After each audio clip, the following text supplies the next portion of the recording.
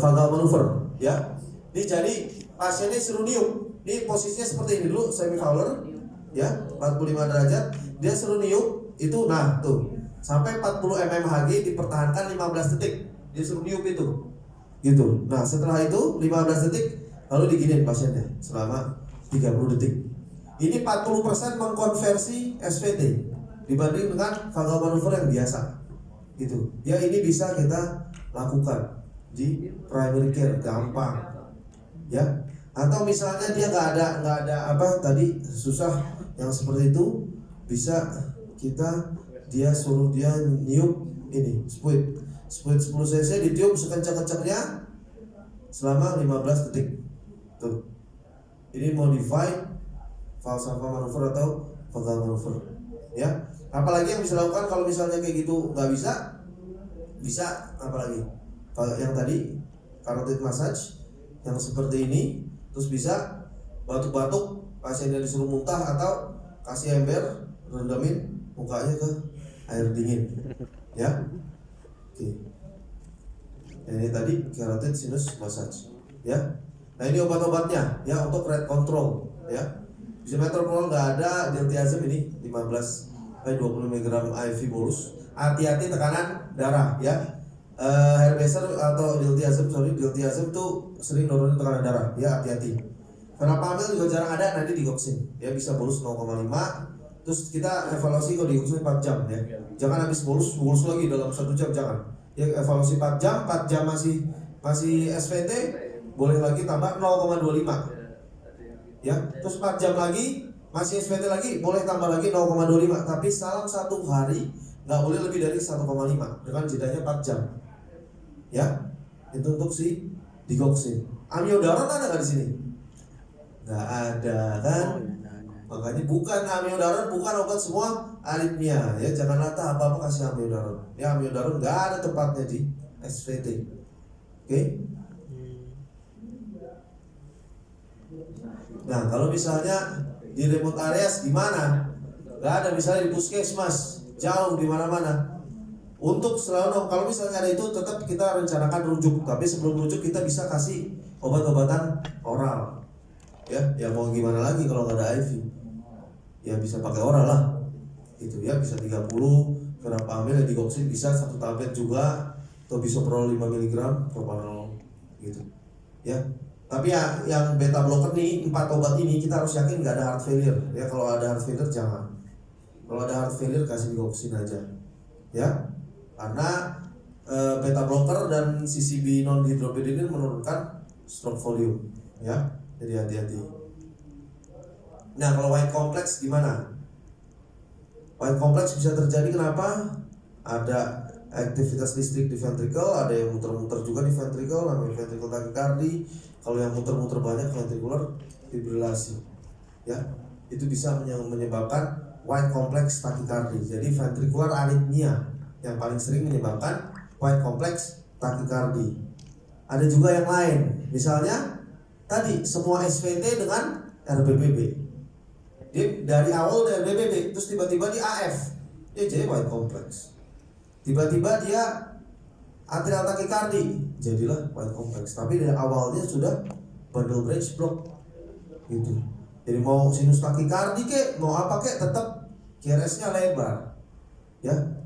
Seperti itu yang sering dibilang dengan SVT dengan Abrans. Ya ini contohnya seperti ini, ya. Ini DD-nya untuk white complex, ya. Banyak, ntar bisa dibaca sendiri, ya. Selalu untuk white complex selalu ini ventricular arrhythmia atau supraventricular arrhythmia dengan abransi, ya. Nah ini kira-kira apa? White complex apa narrow complex? White itu narrow?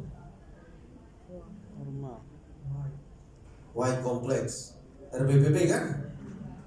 RBBB. Nah kira-kira ini ventricular arrhythmia atau SVT dengan abrans? Coba bandingin dengan yang ini. Nah, sama kan, QRS lebar kan? Cuman salah satunya SVT dengan abrans. Ya, yang bisa kita lihat ya mungkin nggak terlalu jelas-jelas banget. Ini namanya AV disosiasi. Ya, kalau misalnya ada AV disosiasi itu menandakan ada ventricular arrhythmia. Yang apa kita lihat gelombang T-nya aja, gelombang T-nya ini nggak apa namanya ada kayak beda-beda nggak? Karena kalau gelombang P itu dia pasti kalau misalnya takikardia ini gelombang P biasanya apa dia embedded di dalam gelombang T. Ini lihatnya beda-beda tuh. Nah ini artinya ada AV disosiasi. Ya ini kemungkinan suatu VT. Kita bandingkan dengan ini. Ini gelombang P sama aja. Gitu. Ini ada gelombang P untuk satu QRS. Gitu. Tapi yang paling penting apa?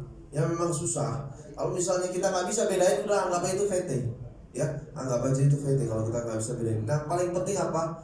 EKG sebelumnya. Kalau EKG sebelumnya udah kayak gini, ya, terus habis itu dia kayak gini gambarannya.